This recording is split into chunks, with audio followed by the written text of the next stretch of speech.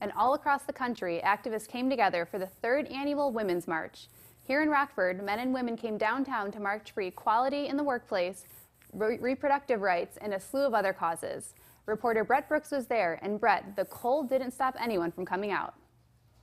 That's right. I was at the march today and spoke with a handful of women, and they all had their own personal reasons for coming out and marching. Reproductive choice. There is a huge wage gap. Domestic violence, sexual harassment in the workforce. Despite the cold, women young and old, as well as some men, hitting the downtown Rockford streets to show their support for women's rights. I came out to the Women's March today because I think it's really important to speak about the things you care about, and despite the weather, I think it's important that we show solidarity for the things that we all care about. Others are marching in the third annual event. One of the organizers for the Rockford March, Terry Shear, is no stranger to getting out and fighting for women, something she's been doing since the 70s. And it just struck me that, hey, all this time, we haven't succeeded to where we want to go.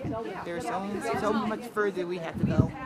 Also among the activists, Congresswoman Sherry Bustos. Want to run for office. With a record number of women elected into Congress this year, Bustos says she hopes the women can produce real policy change for working families. Policies that are helpful to families, especially families who are doing everything they can to get ahead but are still struggling. So I think that's what it represents to have a record number of women in Congress. That was also the mission behind this year's march, raising awareness and action at the voting booth for the April and November 2019 elections.